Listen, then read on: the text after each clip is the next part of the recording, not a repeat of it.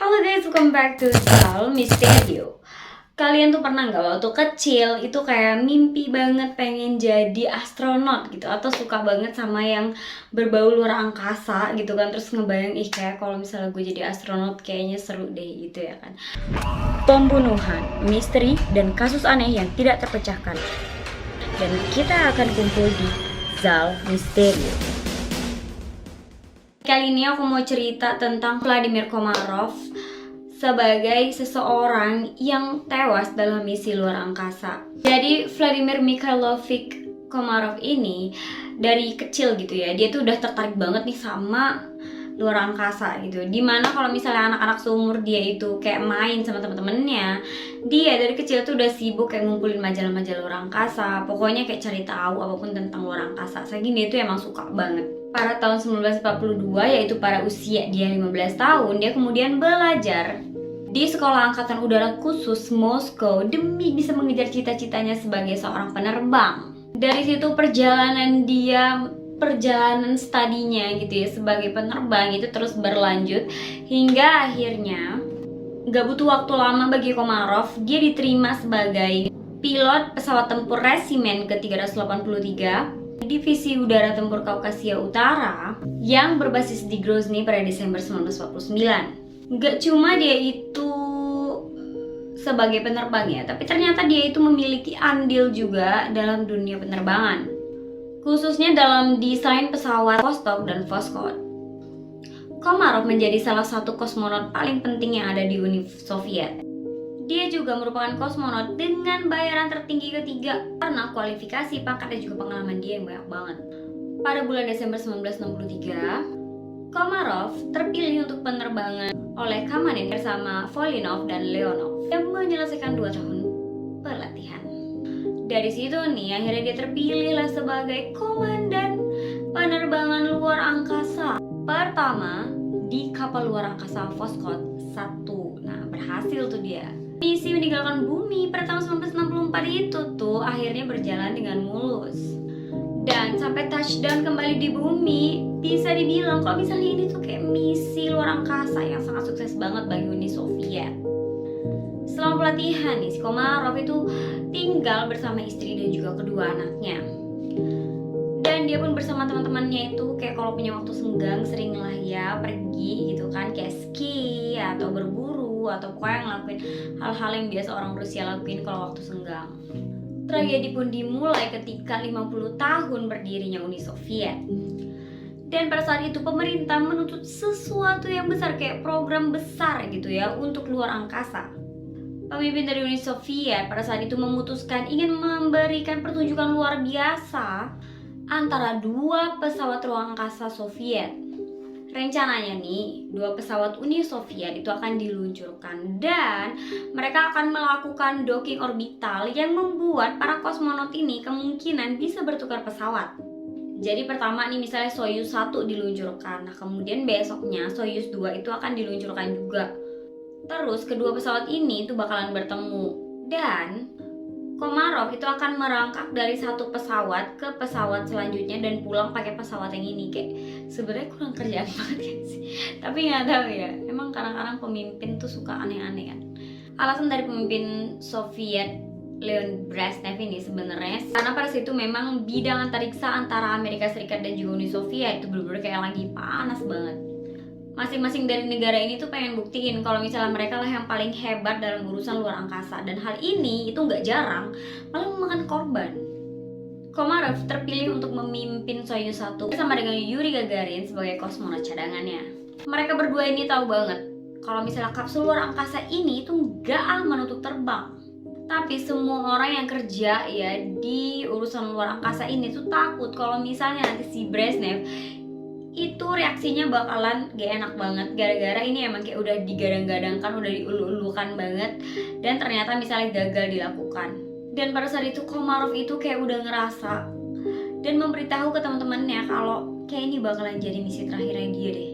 Dan hebatnya juga si Komarov ini, dia tuh gak mau mundur karena kalau misalnya dia mundur nanti si Gagarin lah yang akan naik ke pesawat ini dan melakukan misi ini. Karena bagi dia Gagarin tuh emang sahabat dia, mereka tuh sering kumpul dan dia tuh gak mau ngorbanin Gagarin. Gagarin itu menyarankan agar misi tersebut ditunda. Dia bahkan itu kayak sampai nulis memo 10 halaman dan memberikan kabar atau menyampaikan hal itu ke temannya di KGB.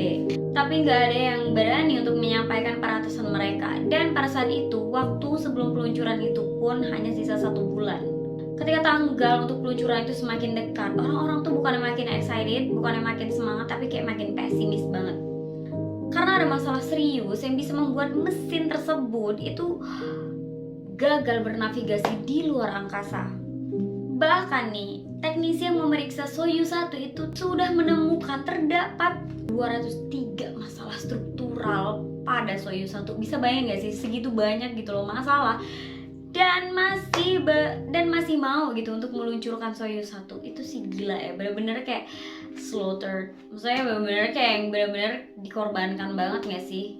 Sebelum pesawat itu diluncurkan, Vladimir Komarov sama juga si Gagarin itu kan mereka melakukan latihan ya. Mereka tuh sampai dipaksa latihan kayak harus sampai 12 jam gitu bekerja.